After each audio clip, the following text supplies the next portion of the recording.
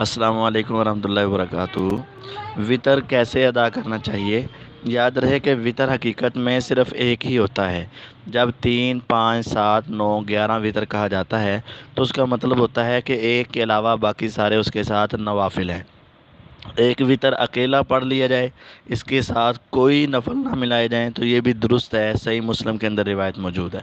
اسی طرح اگر 3 پڑھنے ہیں تو 3 پڑھنے کے 2 طریقے ہیں کہ 2 وطر الگ پڑھے جائیں اور ایک وطر الگ پڑھا جائے، اور 3 کو اکٹھے پڑھنا بھی ثابت ہے۔ اور جب اکٹھے پڑھا جائے گا تو اس کے درمیان میں مغرب کی نماز کی طرح تشہد نہیں کیا جائے گا۔ اسی طرح 5، 7، 9 پڑھنے ہیں تو 5 میں بھی 2 رکعتیں علیحدہ اور 1 رکعت علیحدہ، یہ بھی ٹھیک ہے، اور اکٹھی 5 بھی ٹھیک ہے۔ اسی طرح 7 میں بھی 2 علیحدہ اور 1 علیحدہ، یہ بھی ٹھیک ہے، اور اکٹھی پڑھنا بھی ٹھیک ہے۔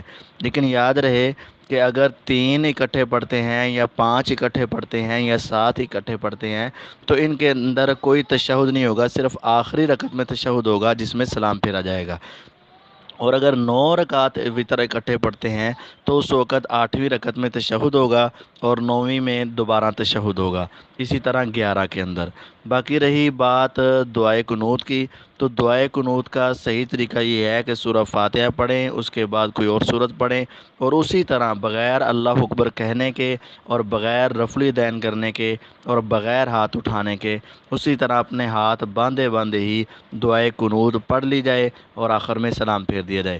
اگر بسا اوقات دعائے قنوت بھول بھی جاتی ہے یا انسان جان بوجھ کر بھی چھوڑ دیتا ہے تو اس کے وطر میں کوئی فرق نہیں پڑتا، اس کا وطر درست ہے اور جائز ہے۔